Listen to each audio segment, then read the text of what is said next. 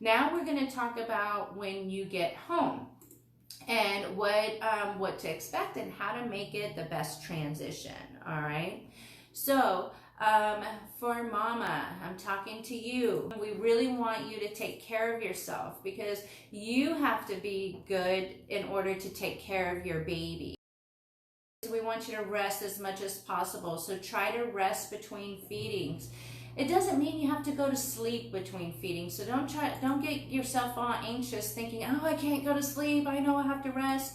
No, just lay down and just take some time to chill out. Put on a movie that's just chilling for you, like mine is Dirty Dancing. I could put that on, I could zone out, and I can be in my little zen place, all right? So find what it is that's relaxing to you and do that.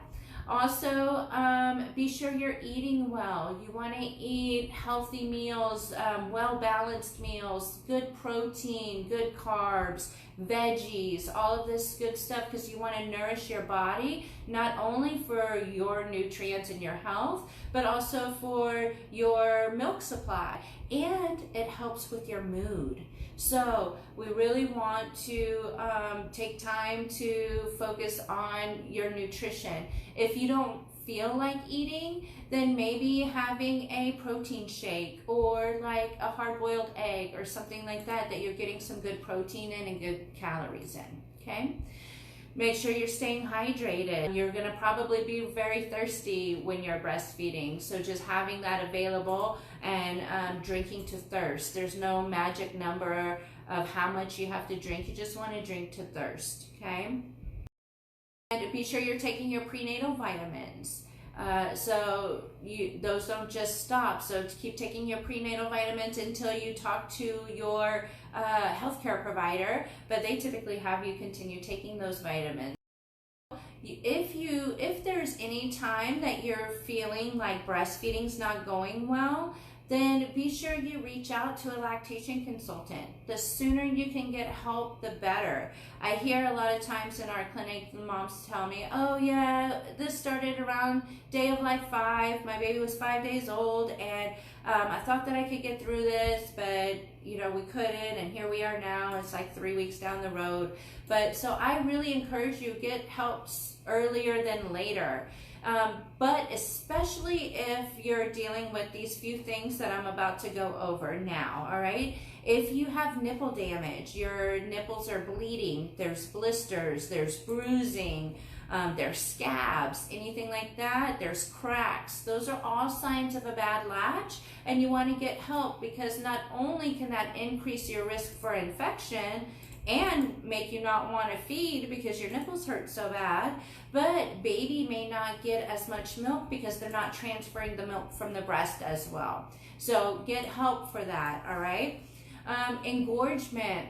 That's when your milk starts to increase in volume and your breasts start to get swollen. And so that can cause babies have a harder time latching, or maybe also the milk might not be removed as easily. So you really want to reach out for some help so that you don't get nipple damage or you don't increase your risk for a breast infection because you're not removing the milk correctly. If you go to the pediatrician and the pediatrician says your baby's lost too much weight and you have to start supplementing, whether that's with your own breast milk or with formula, reach out to a lactation consultant so we can see what's going on. Is it because the baby's not transferring the milk from the breast effectively? Or is there a milk supply issue going on? Or are you so engorged that the milk's being retained in the breast? So we could definitely kind of investigate, assess, see what's happening, and make a plan for you. So get help sooner than later.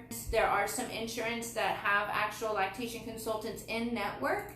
And then there's many that do not have lactation consultants in network, but it is part of the Affordable Care Act. It is your benefit to have lactation services.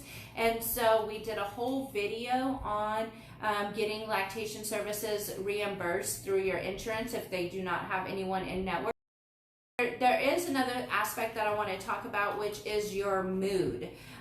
So it's very normal because of the fluctuation of hormones that your mood is going to be up and down. Then one time you might be laughing, another time you know, a minute later you're crying, and a minute later after that you're mad and you don't know what's going on. You think you're going crazy, but it is just the fluctuation of your hormones. It's very common to have what's called baby blues in the first week or two after your baby is born.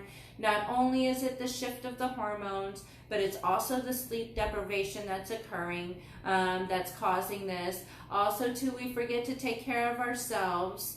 And then the overwhelmingness of being a new parent and caring for a child can all come into play in this first couple weeks. So it can be normal to have a little bit of baby blues. But if it lasts longer than 2 weeks, then that could be a sign that you have postpartum depression or another postpartum mood disorder. And 1 in 7 moms is known to be suffering from some type of postpartum mood disorder. And so we highly, highly recommend that you check in with yourself, see how you're feeling.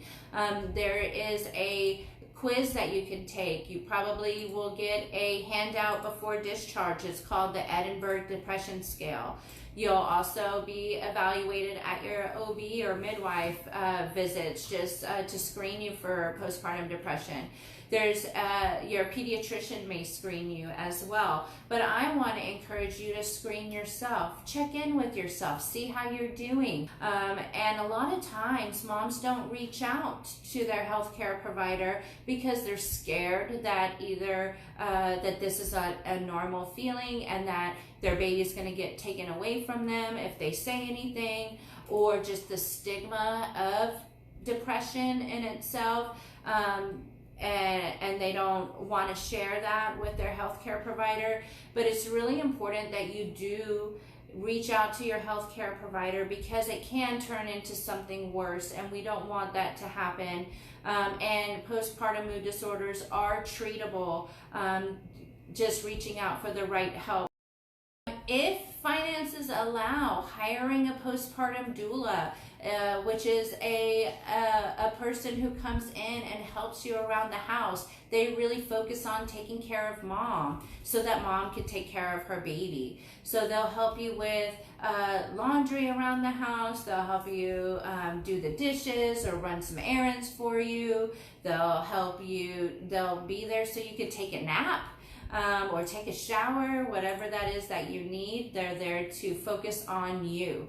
So if that allows, I highly recommend it. There are even some places that the doulas, they have nonprofits and can provide doula services for free if needed. So if there's a financial need for that. Now, you know, you're going to have a lot of visitors, and you can really utilize your visitors to help take care of you. All right, so don't feel guilty about enlisting help from your family members and friends. They love you. That's what they're there for. They not only want to see the baby, they want to be there to help you. Once the baby is born, you forget what it is that you need. So instead, make a list of everything that you think would be helpful, and then put it on your fridge. And then when somebody asks you, oh, what can I help you with? You can look on your fridge and you can say, oh, you know what? My laundry needs to be done. Can you do a load of laundry for me? Or I'm out of milk. Can you go get me some milk?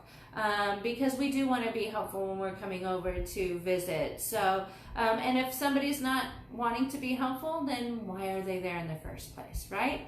So, enlist that help, get them to do housework. This is not, housework shouldn't be something that you need to worry yourself about.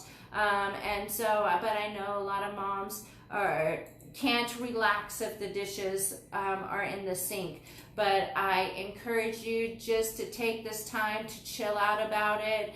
Let somebody else do it for you. Or if it's really driving you insane, hire a postpartum doula or have somebody come in and clean for you if that's the case, okay? Now, you can even, if you don't want to ask them to do the dishes or the laundry, you can maybe just have them hold the baby for you so that you can go take a nap or you can go and take a shower. This is not a time that you have to feel like you have to entertain your guest, okay? This is a time that they're coming over to check on you, check on baby, and so they're here to help. So enlist that help in any way possible.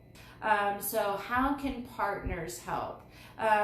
Many times in my classes, I get questions of, well, I can't feed the baby, so what can I do? Well, this is a team sport. Okay, it takes two to tango, so you and your partner together. And so some things you as a partner can do is really focus on taking care of mom, making sure she's eating, making sure she has her glass of water, checking in on her feelings, seeing how she's doing, encouraging her to rest.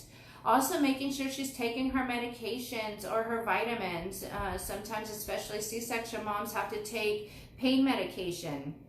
And so you want to be sure that her pain doesn't get out of control. So maybe setting a timer so that you remember to make sure she's taking her medication. Another thing to help her would be to participate in the care of the baby. Change baby's diaper. Change baby's outfit or get baby undressed for the feeding, whatever needs to happen. Burp the baby before feedings, between the breast, and then after feedings. Help her get the baby positioned and latched, and once that baby is latched onto the breast, make sure that she has her snacks and her water near her. If she's not that skilled yet, she still feels like she needs 8 hands to feed her baby, maybe you can feed her some food and make sure she's getting her drink so you can participate in that. Also limiting visitors and kind of being that bouncer that we talked about, just so that you both can rest during this time. Another thing would be doing skin to skin with your baby. So babies love to be skin to skin. They've been inside of a belly, inside mama's belly, and so now when they're out in our world, they need to feel that closeness. They need to feel the heartbeat and the warmth that a body gives to them. So doing that skin to skin with your baby will allow your partner to rest and or take a shower or whatever it is that she needs to do.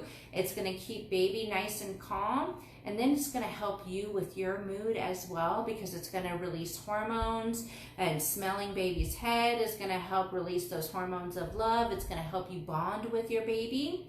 All right, so it's so important, not just for mom but for partners as well. You also want to show her some affection. Moms, I told you, you know, they have this roller coaster of hormone, and a lot of times, you know, when she was pregnant, all the attention was on her, how beautiful she looks, look at how she's glowing, and then now that the baby is out, everybody's focusing on the baby and not so much on mom. So take that time to really tell her you love her. Tell her what a great job she's doing. Be her cheerleader. Encourage her. Show her that you love her. You know, give her snuggles or hold her hand or brush her hair.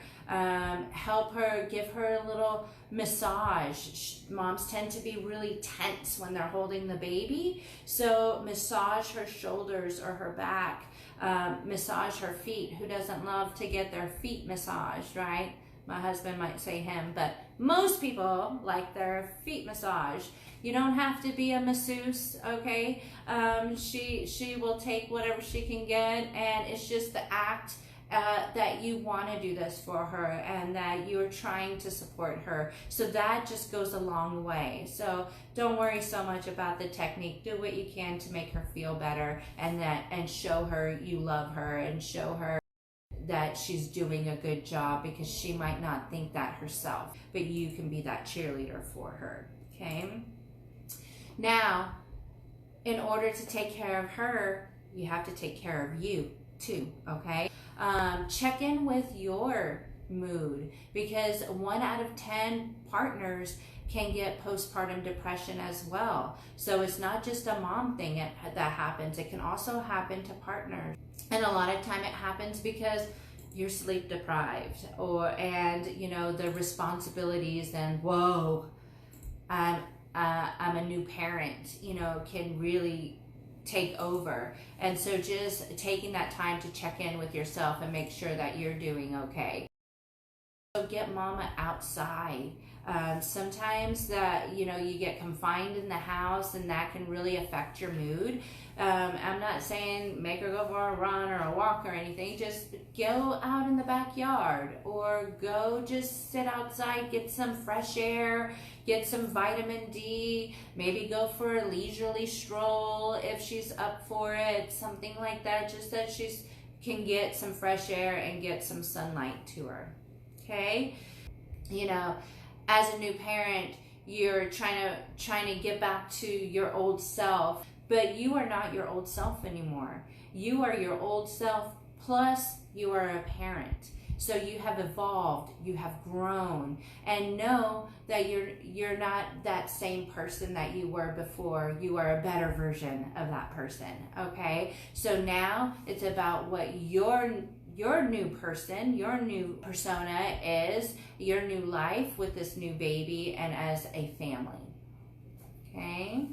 I hope that was helpful, and know that you will get through this week. It is, while it's intense, it's one of the best experiences of your life, and you will get through this. You will survive.